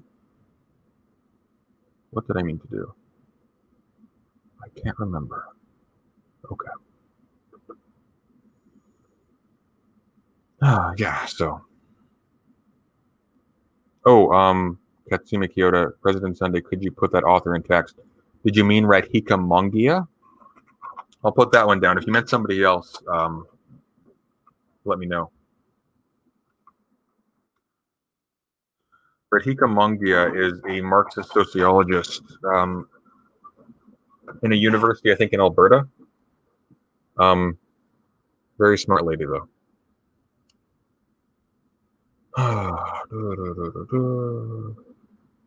The Last Man. I mentioned Carl Schmitt in passing to one of my teachers. I don't think he looked at me the same way again. I hope that wasn't a good sense, because Carl Schmitt is extremely important. He's one of the most incisive and insightful political. I mean, I'm tempted to say, granted, it's probably impudent from my lowly stature as a mere grad student, but I think he's one of the most brilliant political theorists of the last few hundred years, if not the most. So if he's looking at you badly for that, that's to his discredit. I remember one time a friend of mine was busing to, I think it was actually Shruggy. He was busing to the university that we both went to at one time. And he was talking about how I can't remember if it was a professor or a student, but somebody was reading Atlas Shrugged on the bus, and this person flipped out at them. It's just the stupidest thing. It's like, yeah, I don't know. I don't know what's wrong with some of these people.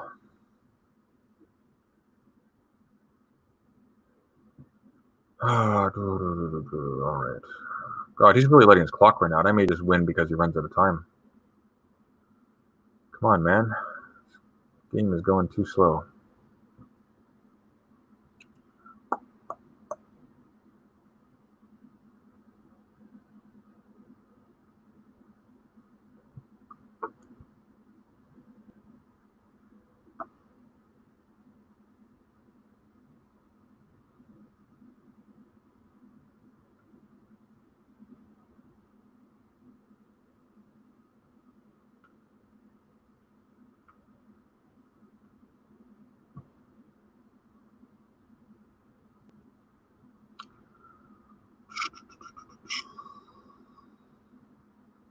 John Locke versus Matthew Tyndall, both great deist Christians. That's what Locke said. Or not Locke, Locke's Logos. Sorry.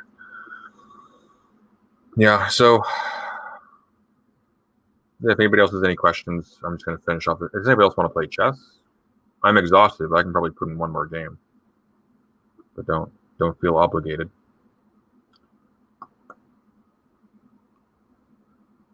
Oh, we finally made a move. Okay, good. All right. So what are we going to do?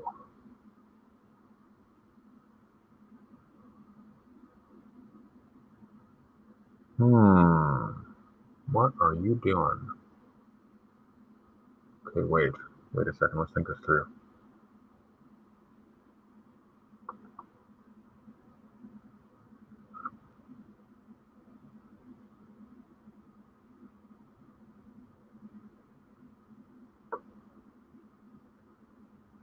All right.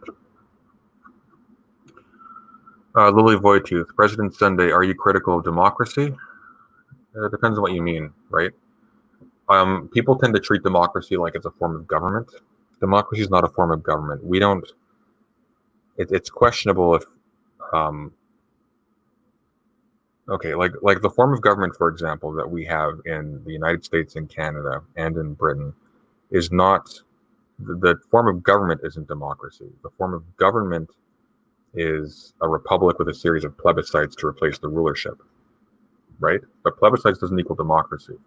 Democracy is a regime type, which is different than a form of government. And again, this is a more sort of nuanced classical Greek view of this, but democracy is a situation in which political power is derived from the demos, and the demos is understood in this case to be the generality of the population defined by sort of regional community interests rather than tribal interests. So it's questionable if today democracy is even optional so much as it's necessary insofar as we are all more or less detribalized, right? Like if we are tribal, we're tribal on grounds of political ideology or race or religion or things of an artificial construction. Whereas, yeah, so it's not even really sorry. So because an artificial construction imposed on a population, inhering in their description as people, as individuals, sorry, I'm getting so tired right now. It's yeah,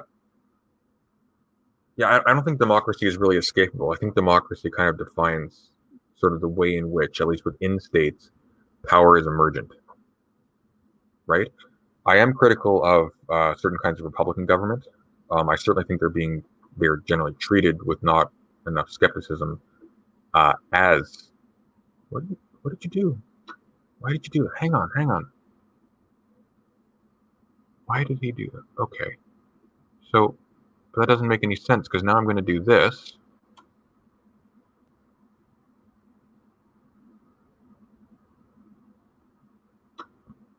Oh shoot! I didn't even see that. Oh my god, I'm so tired.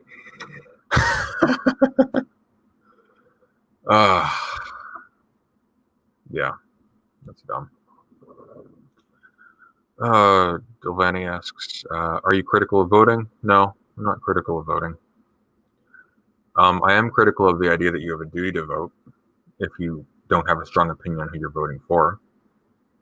But that's not exactly the same thing, is it?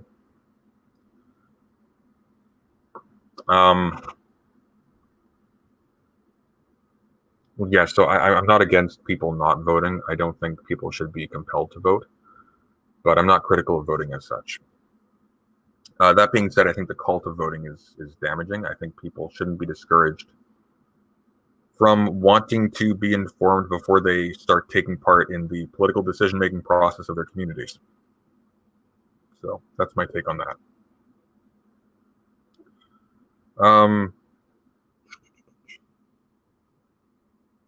Akira Kazawa says, "You say you're now on the left." I don't say I'm now on the left. I'm just not on the right.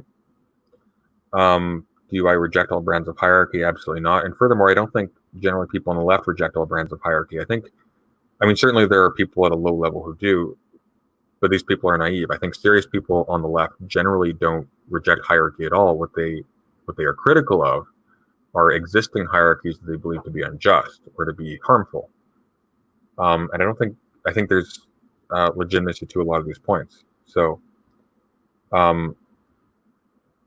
mean, like, I think when people say hierarchy needs to be overcome, I think they're just being sort of myopic in their phrasing. I think, generally speaking, from what I've seen, and I could be wrong, from what I've seen is that when people on the left say they want to undo hierarchy, what they want to do is undo unnatural hierarchies that are being imposed as natural. They've been naturalized with harmful effects. And I think there's a lot of examples of these you can point to pretty easily. So, like, I don't think the idea, for example, that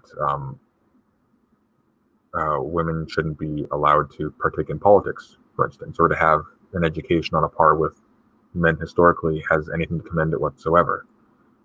And that would, and here's the thing, like, as a result of that happening, there is now a norm, a large number of norms, in fact, that are directly related to the position of women in society based upon the assumption that they fulfilled a particular role that did not imply a certain degree of education or what have you. So I think that's perfectly legitimate to criticize. Now, that being said, I do think some people sort of overstep what they actually know, and they'll start sort of wantonly criticizing things that maybe historically actually inform the basis of their own criticism. So, for example, you'll see a lot of anti-colonial rhetoric being very much concerned with the, being very anti-Christian in their language. And historically, it's understandable because Christianity was used as a colonial tool in a lot of cases, or Christians were very abusive and condescending and chauvinistic with regards to them. That being said, the concern for the autonomy of cultures, things like that comes from liberalism, that comes from Christianity. So you can't just throw these things out whole cloth. You have to be careful and specific. And of course, like, there is a certain extent to which a lot of left-wing politics has been turned into a racket, as well as right-wing politics as well, in which people basically grift by engaging in sort of low-risk activism, like, especially in places like Victoria where very little is going on. Yeah, I don't know. I don't want to just say things without substantiating them, but there are cases where people sort of cynically take on these left-wing talking points in order to set themselves up for positions in nonprofits, positions in media, what have you. But yeah. Kira Kazuha continues, so a cynical one could say that the left rejects any hierarchy that doesn't place themselves as the leader of these institutions. I don't think that's a fair characterization of the left. In fact, I think, I don't think that's true. I don't think it's generally nihilistic either. There are theologians on the left, for example. And what is a traditional frame? Okay, here's something I'm going to bring up in this video. So human rights doctrine is often critiqued by conservatives, right? as something sort of recent and unnatural. It's a secular construction and a substitute for, let's say, human dignity in the religious sense. Does that seem like a fair characterization? Does anybody want to challenge that?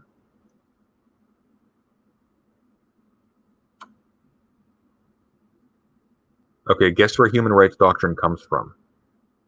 The earliest articulation, the theoretical foundations of it, come from the critiques of theologians, especially in Spain, during the 15th century. 15th century? Let me double check that. My Vittoria is a little bit weak. But it comes from... where are you? Where are you? People. There we go. Francisco de Vitoria was a Spanish Roman Catholic philosopher, theologian, and jurist of Renaissance Spain. I'm just reading the Wikipedia article for you. He is the founder of the tradition in philosophy known as the School of Salamanca, noted especially for his contributions to the theory of just war and international law. Francisco de Vitoria was one of the first articulators of what would eventually be called human rights. The idea that by dint of being human, the natives of America that were being manipulated and abused by the Spanish conquistadors had a right to not be. This is older, and sorry, yes, it was 15th century, but he died in the 16th century. So he was young in the 15th century, and then in the 16th century, he lived for about 46 years. So what this means, by the way, is that human rights doctrine in its earliest formulations is older than conservatism. So how's that? So yeah, so I don't buy for a second that the left is generally speaking nihilistic. I think left and right are only really a thing that makes sense in a particular historical context, less so now. So yeah.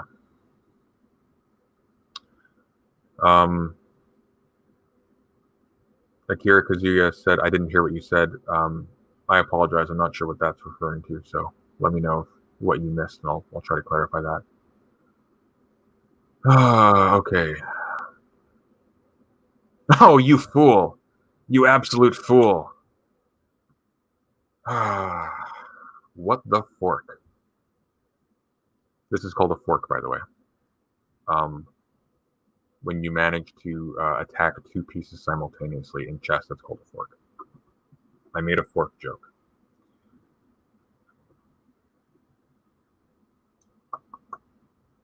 Ilvani, you timed out Katsumi? These little leftist tyrants I put in charge of my channel. Unbelievable. Sorry. No, he was just running somebody else. All right, I'm going to finish this chess game. He might resign at this point. He should resign at this point. He was winning. He was doing so well. And now all is lost.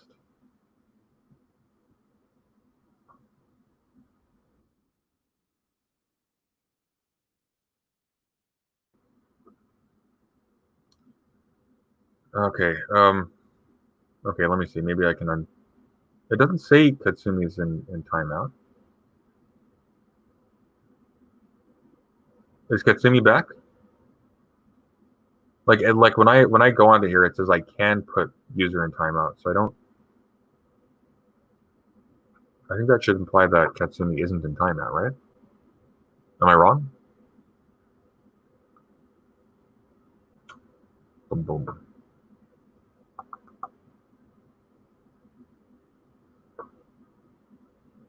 Oh no, he's gonna move the pawn, isn't he? He's gonna do it. He's gonna move the pawn. He's gonna lose his bishop. Oh no, you poor fool. Does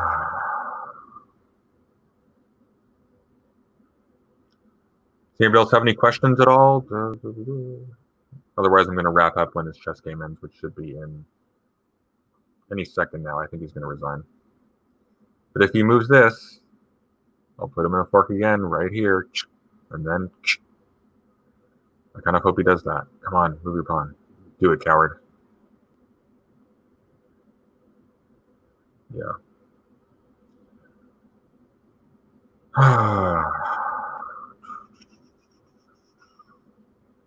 Who is the most overrated political theorist? Depends on what you mean. Do you mean like of the main line of political theorists? Like of sort of the canon?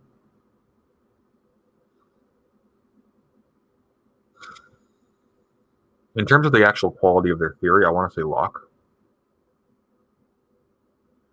Locke is massively influential. He had a lot of really good stuff to say, but Locke or Mill.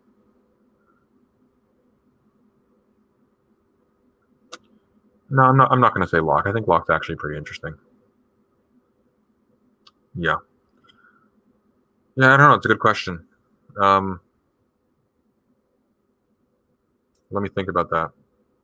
Most overrated political theorists. Most political theorists aren't really rated that highly. I'm trying to think of people who I'm critical of, who I think aren't that great, who are actually highly rated. But generally, these people are selected for pretty well. I think Moldbug is generally trash, but that's just me. Locke's logo says, President Sunday, what is your view on Canada being... Sorry, what is your view on Canada being the left's biggest utopia? Canada is barely even a state by itself. Canadian politics is defined by Canada being a border country. I mean, basically, like, Canadian politics is almost entirely defined by its immigration politics. And its immigration politics are almost entirely defined by norms derived from liberal Britain and increasingly the United States. So it's not a leftist utopia at all. Canada is actually incredibly right-wing. It's extremely right-wing.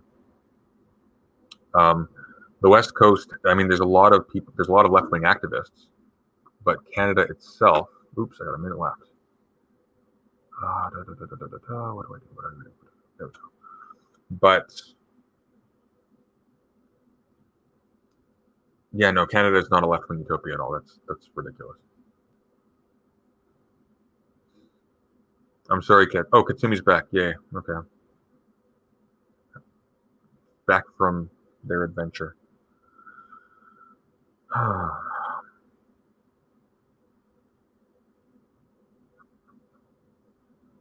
Yeah.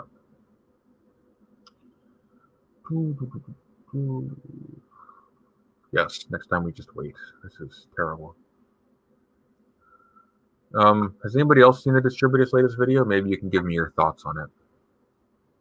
Maybe they'll amend mine before I actually publish my critique.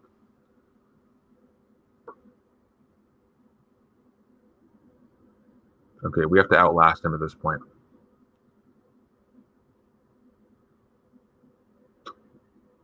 Damn it. Wait, okay. Can we use this? Oh, I'm not sure that we can. Okay, let's go here. Shoot, we are running out of time. I got cocky with that one. Some of the last man says some of the populists might be right wing, but most government officials look like intersectional crazes from the outside. Yeah, but I feel like with a lot of these people, a lot of things look like intersectional crazies to them. So, Canadian politics is not that radical at all. The United States is actually ahead of Canada in a lot of respects.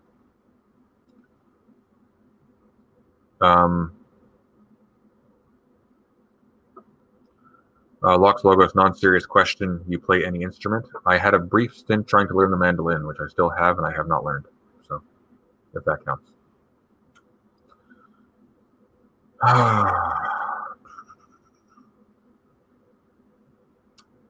Lily Voidtooth, any thoughts on primitivism? I don't.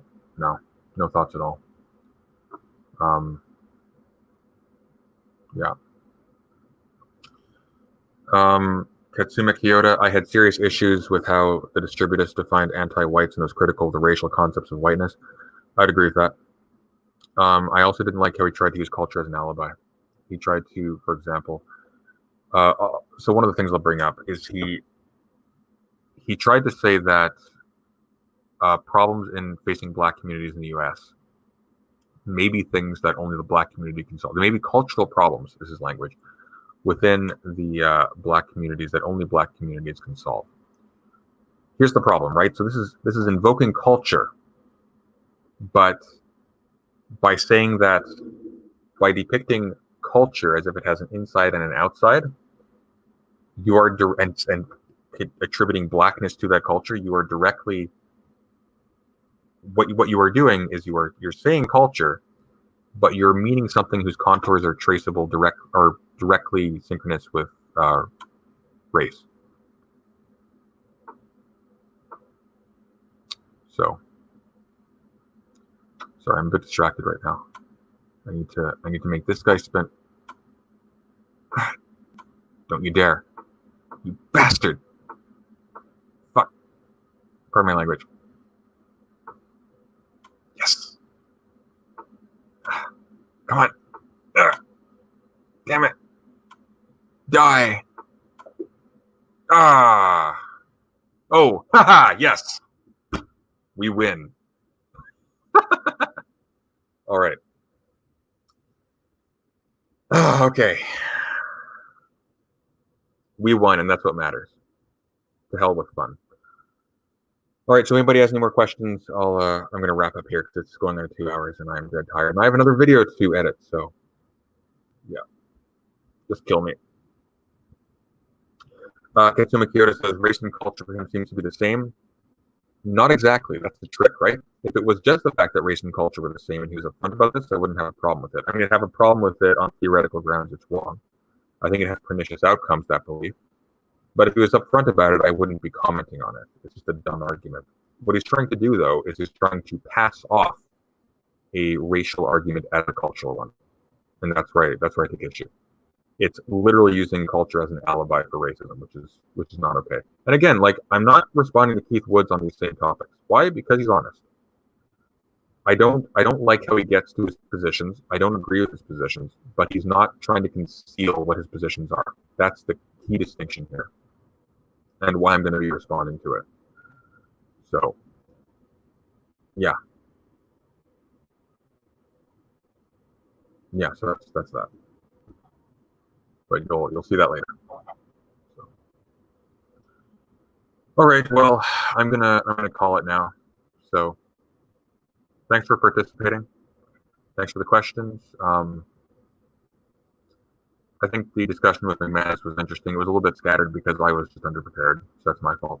But yeah, we'll probably do it again in the future. Probably, hopefully, on something a bit more structured. So, anyways, thanks very much, guys. As always, thank you for listening, and take care.